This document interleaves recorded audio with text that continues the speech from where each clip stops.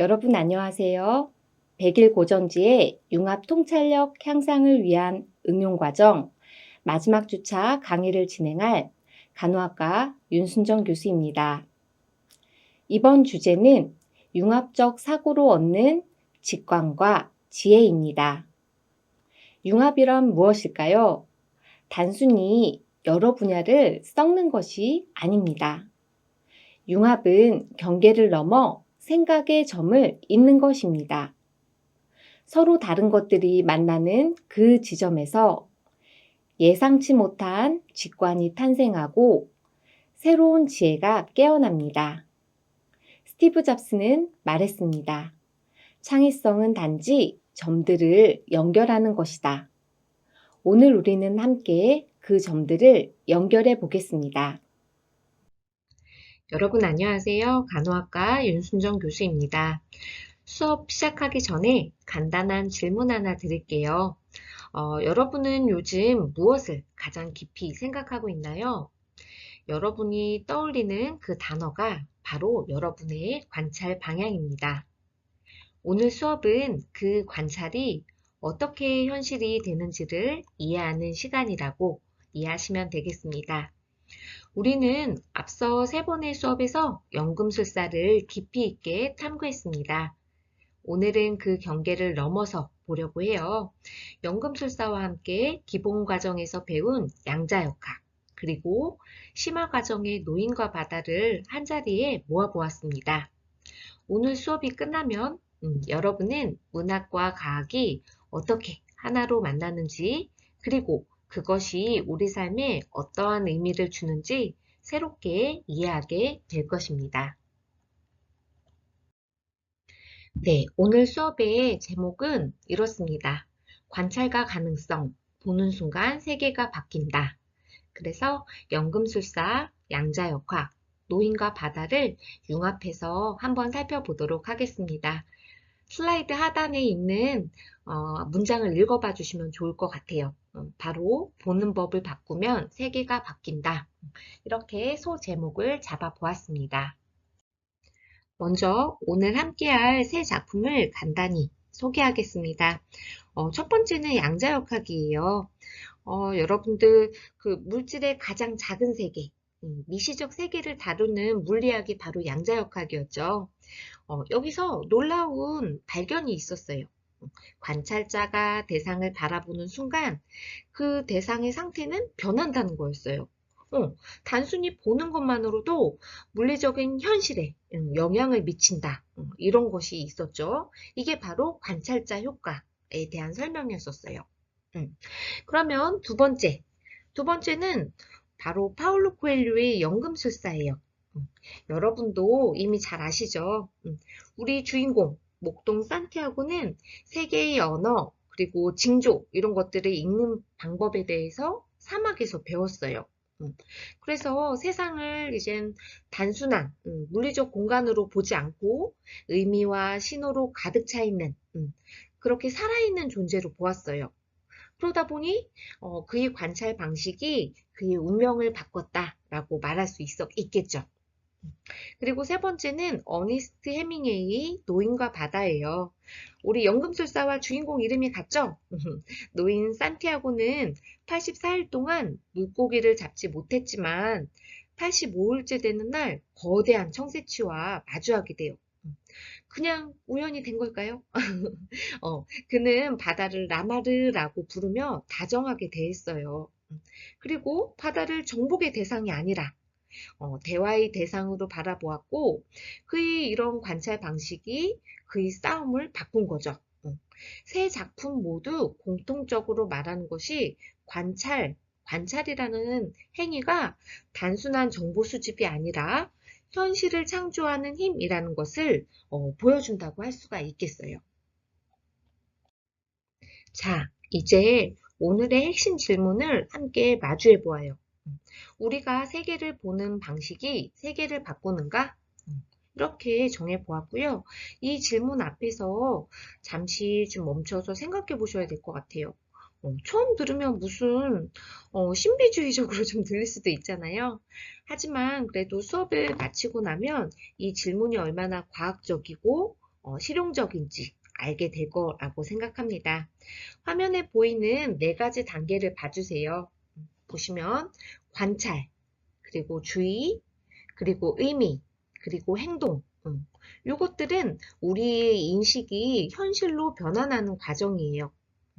우리가 무엇을 보느냐가 무엇에 주의를 기울이느냐를 결정하고 그것이 우리 행동을 결정하며 그리고 결국 우리가 얻는 결과를 만들어내는 거죠. 이 순환고리를 오늘 수업에서 세 작품을 통해 하나씩 풀어보겠습니다. 여기서 한 가지 더 중요한 연결이 있어요. 관찰은 결국 선택으로 이어지는 거예요. 우리는 무엇을 보느냐에 따라 무엇을 선택할지가 결정됩니다. 그리고 그 선택이 우리 현실을 만들어요. 이 구조를 머릿속에 넣고 계속 따라와 주세요. 자, 이제 조금 과학적인 이야기로 들어가 볼게요. 걱정하지 마세요, 여러분. 어렵지 않습니다. 화면에 보이는 게 그 유명한 이중 슬릿 실험이죠.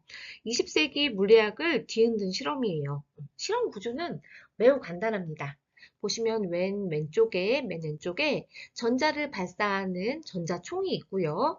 그리고 여기 일정 거리를 두고 금속판이 있어요. 그런데 이중 슬릿이라고 해서 두 개의 이렇게 틈새를 이렇게 내고요. 그리고 이 금속판 뒤로 스크린이 있습니다. 그래서 빛을 통과시켰을 때 어떻게 나타나는지를 관찰하는 거거든요. 다시 말씀드리면 전자총으로 발사하고 그리고 두 개의 슬릿, 틈새를 통과시켜서 스크린에 어떠한 패턴이 나타나는지 요거를 관찰하는 거예요. 그런데 놀라운 일이 벌어집니다. 관찰하지 않을 때에는 전자는 이제 파동처럼 행동하면서 스크린에 간섭무늬, 여기 가운데에 여기 금속판 뒤에 간섭무늬 이런 것들을 만들어내고요. 여러 줄이 생기죠. 하지만 어느 슬릿을 통과했는지 관찰하는 순간 전자는 입자처럼 행동해서 두 개의 띠만 만듭니다. 이게 무슨 뜻이냐? 특정 행위 자체가 전자의 행동을 바꾸는 거죠. 그래서 관찰자가 개입하는 순간 물리적 현실이 달라진다는 거예요. 이건 마법이 아니에요, 여러분. 과학입니다. 우리 보는 행위가 물질 세계에 실제로 영향을 미친다는 증거를 말해요. 그래서 이것이 바로 파동, 입자, 이중성 이고요. 오늘 수업이 과학적 기초라고 말할 수 있겠습니다. 네, 이중 슬릿 실험에서 우리가 발견한 원리를 관찰자 효과라고 부릅니다. 왼쪽에 정의를 한번 봐주세요. 양자역학에서 관찰, 그러니까 측정 행위 자체가 대상의 상태에 영향을 미치는 현상이었어요. 미시세계의 입자는 관찰되기 전까지 여러 가능성으로만, 여러 상태로만 존재하다가 측정되는 순간, 하나의 확정된 상태로 보이는 걸 말해요. 여기서 이제 중요한 오해 하나를 좀 바로잡아야 하는데요. 많은 사람들이 내가 생각하면 현실이 된다는 식으로 잘못 이해해요. 그게 아니라 관찰자 효과의 진정한 의미는 이겁니다. 측정 방식이 결과를 결정한다는 거예요. 내가 어떤 질문을 하느냐가 어떤 답을 얻느냐를 결정합니다. 내가 어떤 관점으로 보느냐가 무엇을 발견하느냐를 결정한다는 거죠. 이것은 일상에서도 똑같이 작동해요. 사람을 문제로 보면 문제만 보이고요. 사람을 가능성으로 보면 가능성이 보입니다. 우리 관찰 방식이 우리가 발견하는 현실을 만들어낸다는 거죠. 이걸 조금 더 쉽게 비유를 해 볼게요.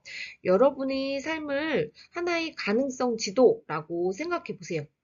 도전하는 삶, 아니면 안정적인 삶, 새로운 길, 익숙한 길, 이런 모든 가능성이 동시에 존재하는 거예요. 그런데 우리가 선택을 미루면 어떻게 될까요? 아무것도 현실이 되지 않겠죠. 양자역학에서는 관찰하지 않으면 상태가 결정되지 않는 채로 남아 있습니다. 우리 삶도 똑같아요. 선택하지 않은 것도 하나의 선택입니다. 그리고 그것은 현재에 그냥 똑같이 유지되는 이러한 결과를 만드는 거죠. 여러분 지금 한번 떠올려 보세요. 결정하지 않고 계속 미뤄만 두고 있는 것이 있지는 않은지 말이죠. 이제 양자역학에서 문학으로 한번 건너가 볼게요. 연금술사에서는 이런 유명한 구절이 있죠. 무언가를 간절히 원할 때, 온 우주는 너의 소망이 실현되도록 도와준다. 처음 읽으면 비현실적으로 들려요. 하지만 양자역학의 관찰자 효과를 배우고 났기 때문에 이 말이 과학적 진실처럼 보입니다. 여기서 이제는 양자역학과 연결되는 거예요. 양자역학에서는 무엇을 관찰하느냐가 결과를 바꿨었죠. 연금술사는 무엇을 의미로 보느냐가 삶을 바꿨어요. 즉 과학에서는 측정, 문학에서는 해석, 둘 다 같은 역할을 하는 거예요. 현실을 결정하는 기준이 되는 거였죠. 이제는 이제 현대적 해석으로 봐주세요.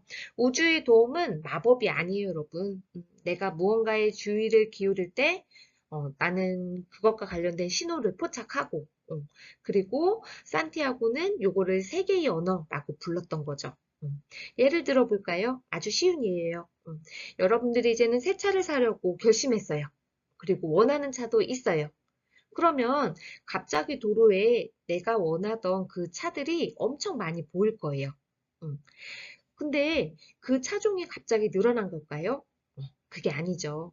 여러분들의 주의가 바뀐 거예요. 여러분들의 관찰 방식이 바뀐 순간, 여러분들이 보는 세계가 바뀌었기 때문이죠. 산티아고는 징조를 읽었어요. 하지만 징조가 먼저 나타난 게 아니었죠. 산티아고가 보는 법을 배웠기 때문에 이 징조가 보이기 시작했던 거예요. 관찰자가 준비가 되면 세계가 여러분들에게 말을 걸기 시작한다. 이렇게 이해해 주시면 좋을 것 같습니다.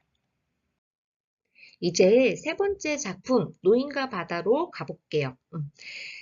해밍웨이는 처음 문장부터 이렇게 썼어요. 그는 바다를 라마르라고 불렀다. 그것은 사람들이 바다를 다정하게 부를 때 쓰는 말이다. 여기서 중요한 차이가 좀 드러나요. 젊은 어부들은 바다를 엘마르라고 부릅니다. 남성형 정복의 대상이죠. 하지만 노인은 바다를 라마르라고 부릅니다. 여성형으로 부르는 거죠. 이 바다는 여성형도 남성형도 다 쓸 수 있는데 우리 산티아고는 여성형으로 불렀던 거예요. 바로 대화의 상대, 대화의 대상으로 보았던 거죠. 이것은 그냥 언어의 차이가 아니라 아무래도 그 바다를 바라보는 관찰 방식의 차이라고 말할 수 있을 것 같아요. 노인은 바다를 이렇게 읽습니다. 새의 비행, 물의 색깔, 그리고 조류의 흐름. 산티아고는 84일 동안 물고기를 잡지 못했지만 포기하지 않았어요. 왜냐하면 그는 바다를 이제 적이 아니라 대화 상대로 봤기 때문이죠. 그리고 85일째 거대한 청색치가 왔죠. 우연일까요? 아닙니다. 노인의 관찰 방식이 그를 그 순간으로 이끌었던 거예요. 그래서 산티아고는 바다의 언어를 읽을 줄 알았고 바다는 그렇게 응답했던 거예요. 여기서 아주 중요한 질문 하나를 드릴게요. 노인은 왜 84일 동안 실패하고도 포기하지 않았을까요? 아니면 뭐 끈기 있는 사람이라서 그런 걸까요? 아닙니다. 그는 바다를 의미 있는 존재로 봤기 때문이에요. 만약 바다를 단순한 운이나 아니면 확률 이런 걸로만 봤다면 이미 포기했을 거예요. 하지만 산티아고는 계속 관찰했고 결국 결정적 순간을 만나게 되는 거죠. 여러분 삶도 똑같아요. 의미를 보는 사람만이 기회를 끝까지 기다릴 수 있습니다. 자, 이제 세 작품을 하나로 엮어볼 시간이에요. 화면에 벤 다이어그램을 봐주세요. 양자역학은 이렇게 말하죠. 보시면 맨 위쪽에 측정이 가능성의 분포를 하나의 결과로 확정짓는다. 여러 가능성 중에 하나로 확정짓죠. 그리고 왼편에 연금술사는 이렇게 말해요. 징조일기가 우주의 무한한 신호 중에 의미 있는 것을 포착하게 한다. 그렇죠. 그리고 노인과 바다는 이렇게 말해요. 몰입한 관찰이 바다의 수많은 변화 중에 결정적인 순간을 감지하게 한다고 말이죠. 그리고 중앙의 교집합 부분을 봐주세요. 세 작품 모두 이렇게 말하고 있어요. 관찰 방식이 무한한 가능성 중에 하나를 현실로 만든다고요. 이게 제가 말하고자 하는 오늘의 핵심입니다. 세계는 가능성으로 가득 차 있어요. 하지만 우리는 모든 것을 볼 수 없죠. 우리가 보는 방식이 이제 우리가 발견하는 현실을 결정하는 겁니다. 과학자는 이걸 과학자 효과라고 부르고, 산티아고는 이것을 세계의 언어라고 불렀고, 우리 노이는 이것을 바다의 목소리라고 불렀어요. 같은 진리이지만 표현하는 언어만이 달랐던 거예요. 여기서 한 단계 더 나아가 볼게요. 세 작품을 하나의 문장으로 정리하면 이렇게 말할 수 있을 것 같아요. 관찰은 가능성을 선택으로 바꾸고 선택은 현실을 만든다. 이걸 여러분 삶에 적용해 보면 어떨까 합니다. 여러분의 인생은 관찰의 결과라는 거, 이것도 좀 잊지 마세요. 자, 그렇다면 구체적으로 의식이 현실을 만드는 과정, 메커니즘을 한번 살펴보도록 할게요. 어떻게 작동하는지 말이죠. 화면에 순환 다이아그램을 봐주세요. 1단계는 바로 인식이죠. 나는 세계를 어떻게 정의하는가? 이것이 모든 것의 시작이에요. 세계를 기회의 장으로 볼 건지, 그리고 누군가는 이제는 위험의 장으로 보는 사람도 있겠죠. 이 둘은 다른 현실을 살아갈 거예요. 그리고 2단계의 주의를 보시면 무엇에 초점을 맞추는가. 인식이 주의를 결정해요. 성장에 초점을 맞추면 학습 기회가 보이고, 또 위험에 초점을 맞추면 위험 신호만, 위협의 신호만 보이게 되는 거죠. 3단계는 행동 단계죠. 어떤 선택을 내리는가. 주의가 행동을 결정하는 거죠. 기회를 보는 사람은 도전하고 위험을 보는 사람은 이제 회피하게 될 거예요. 4단계는 이제 결과죠. 어떤 현실을 경험하는가. 행동이 결과를 만들고 그 결과는 다시 우리의 인식을 강화하게 되는 거예요. 그리고 이거는 순환하는 거예요. 좋은 순환은 더 좋은 현실을 만들고, 나쁜 순환은 더 나쁜 현실을 만들어내는 거죠. 중요한 건 이 순환이 시작점이 인식, 즉 보는 방식이라는 거예요. 나머지는 자동으로 따라오는 거예요. 그래서 우리가 세계를 보는 방식을 바꾸는 것이 극도로 강력한 거예요. 여기서 중요한 건 이거예요, 여러분. 우리는 이미 이 과정을 매일 반복하고 있어요. 문제는 무의식적으로요. 그렇게 진행하면서 오늘 수업의 핵심인 의식적으로 관찰을 바꿔보면 어떨까 하는 생각을 해봅니다. 이제 이 모든 걸 우리 실생활에 한번 적용해 볼게요. 네, 여러분 모두가 경험해 본 상황으로 가져가 볼게요. 상황 보시면 팀 프로젝트에서 같은 조원이 3주 연속 회의에 늦거나 불참했대요. 심하네요. 여러분이라면 어떻게 생각하시겠어요? 화면 왼쪽에 두 가지 관찰 방식이 있어요. 편견적 관찰, 여기서도 바라보면 이 사람 참 책임감이 없네. 관심도 없고 무임승차하려는 거야? 조에서 빼는 게 낫겠다. 이렇게 생각할 수 있겠죠. 이렇게 관찰하면 어떤 결과가 나올까요? 갈등이 더 심해지겠고 결국 그 조언은 이탈하거나 아니면 더 소극적으로 될 거예요. 팀워크는 무너지는 거죠. 반면 열린 관찰을 보시면 평소와 다르게 왜 이러지 이 친구가? 무슨 사정이 있나? 한번 물어보고 함께 해결책을 좀 찾아보자. 이렇게 관찰하면 어떨까요? 알고 보니 뭐 가정 사정이 있다거나 아니면 아르바이트 시간이 지금 꼬였다거나 아니면 건강 문제가 있을 수도 있겠죠. 대화를 통해서 역할을 다시 재분배하고 결국 성공적으로 협업할 수도 있어요. 그래서 같은 상황, 같은 조언이라고 하더라도 관찰 방식이 다르면 완전히 다른 현실이 만들어진다는 거, 요거를 좀 생각해 주시면 좋겠고, 요게 바로 우리가 배운 관찰자 효과의 실생활 버전이 아닐까 이렇게 생각합니다. 오른쪽에 체크리스트 한번 봐주세요.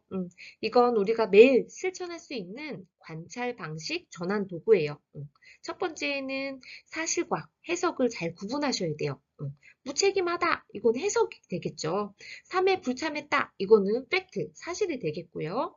사실에서 출발해야 돼요. 두 번째로는 이제 반대 증거를 탐색해야 되겠죠. 내 첫인상, 내 생각이 틀렸을 수도 있지 않을까? 뭐 이런 것들에 대한 스스로 한번 점검해보는 시간이 필요하겠고요. 세 번째는 추측만으로 끝날 것이 아니라 직접 소통하셔야 돼요. 추측으로 판단하지 말고 본인에게, 상대방에게 직접 물어보세요. 대부분의 오해는 소통의 부재에서 시작된다는 거 잊지 마시고요. 그리고 마지막으로 해결책을 협력으로 좀 찾으셔야 될 필요가 있어요. 비난이 아니라 우리 함께 어떻게 하면 좋을지 요거에 대한 태도로 접근하는 것이 좋을 것 같습니다. 자, 이제 마무리할 시간이에요.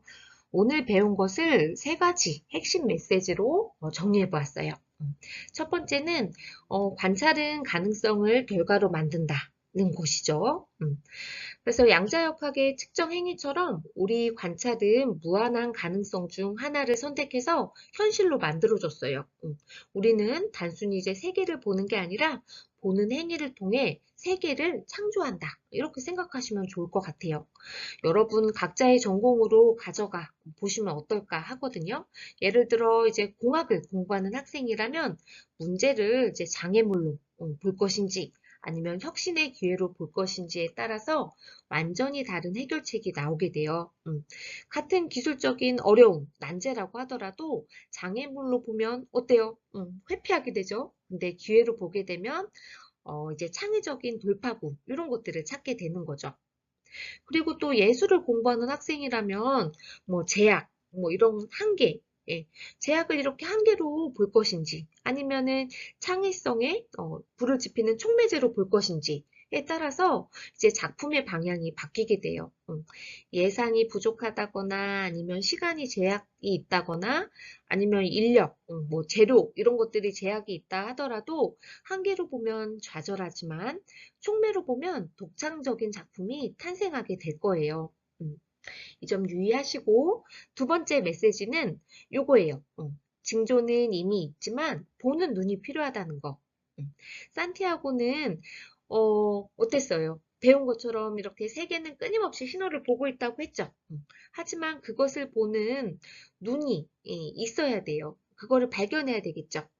징조는 준비된 자에게만 보인다는 거. 이거 잊지 마시고 취업을 준비하는 학생 여러분들 같은 경우는 모든 경험이 신호일 수 있어요. 신호, 징조가 될 수 있어요. 뭔가 이제 실패한 면접이라고 하더라도 내가 부족하다는 신호가 아니라 다음엔 이 부분을 보완하자 이런 피드백이 될 수 있는 거죠.